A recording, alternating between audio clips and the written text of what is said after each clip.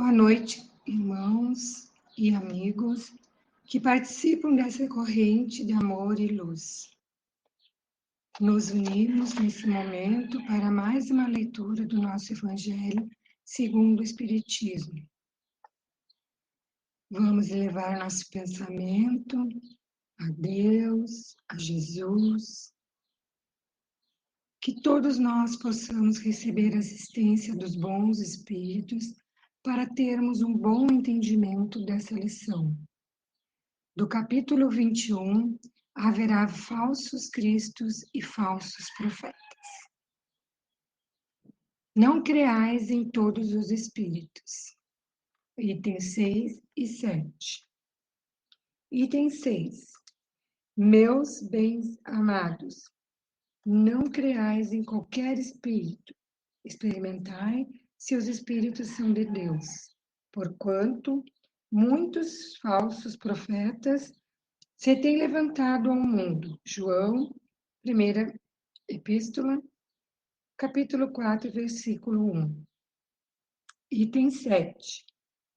Os fenômenos espíritas, longe de abonarem os falsos cristos e os falsos profetas, como algumas pessoas apraz dizer, golpe mortal desfere neles. Não peçais ao Espiritismo prodígios nem milagres, porquanto ele formalmente declara que os não opera. Do mesmo modo que a física, a química, a astronomia, a geologia revelaram as leis do mundo material, o Espiritismo revela outras leis desconhecidas, as que regem as relações do mundo corpóreo com o mundo espiritual. Leis que, tanto quanto aquelas outras da ciência, são leis da natureza, facultando a explicação de certa ordem de fenômenos incompreendidos até o presente.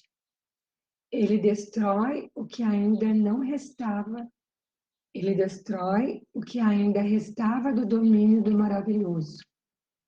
Quem, portanto, se sentisse tentado a lhe explorar em proveito próprio os fenômenos, fazendo-se passar por Messias de Deus, não conseguiria abusar por muito tempo da credulidade alheia e seria logo desmascarado.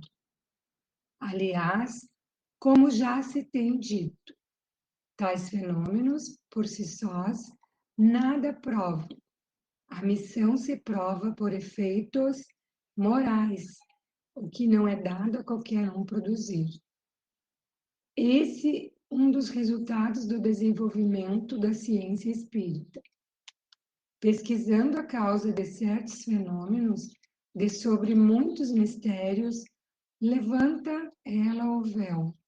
Só os que preferem a obscuridade à luz têm interesse em combatê-la, mas a verdade é como o sol, dissipa os mais densos nevoeiros.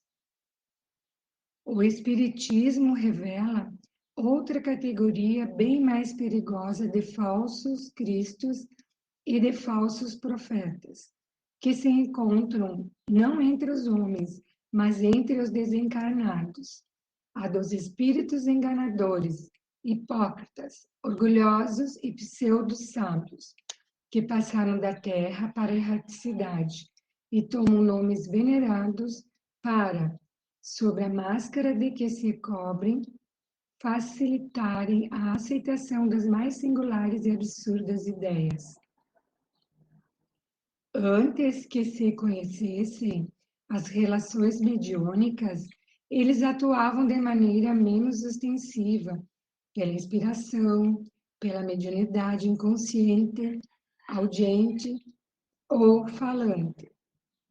É considerável o número dos que, em diversas épocas, mas sobretudo nestes últimos tempos, se hão apresentado como alguns dos antigos profetas, como Cristo, como Maria, sua mãe, e até como Deus.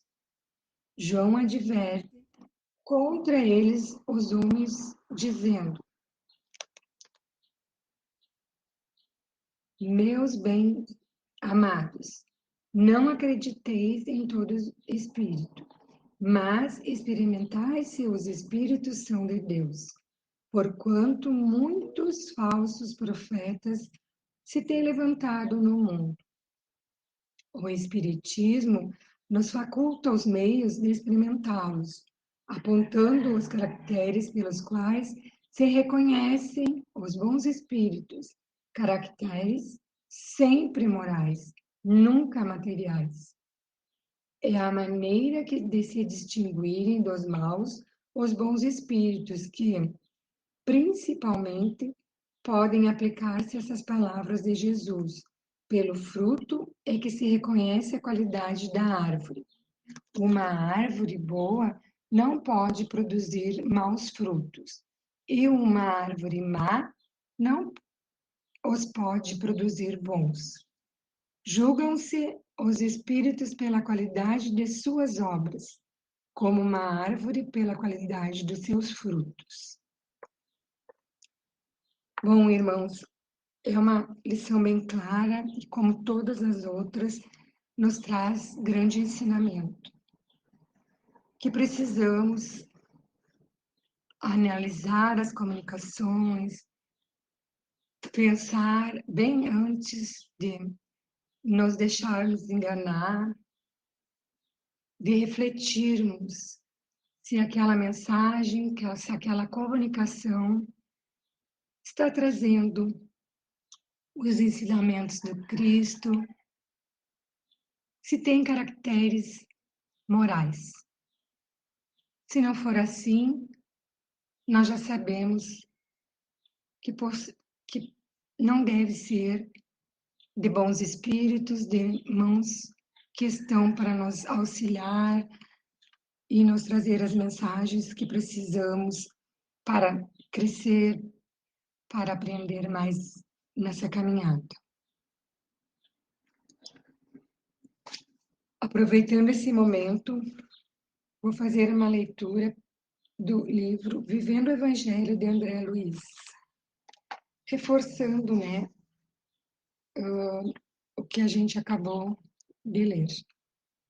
Como acontece no mundo corpóreo, no outro lado da vida também existem inúmeras opiniões à sua volta, e sugestões alcançam-lhe a mente sob a forma de ideias e impulsos.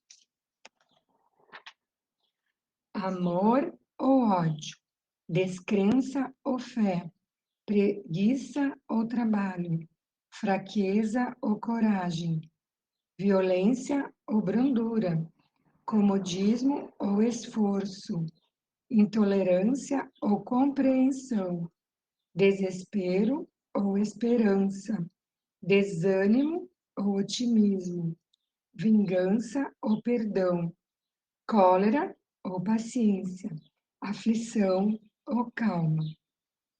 É claro que o caminho a seguir depende de você, mas não esqueça a recomendação do apóstolo João e analise sempre se esta ideia ou aquele impulso estão de acordo com as lições do Evangelho.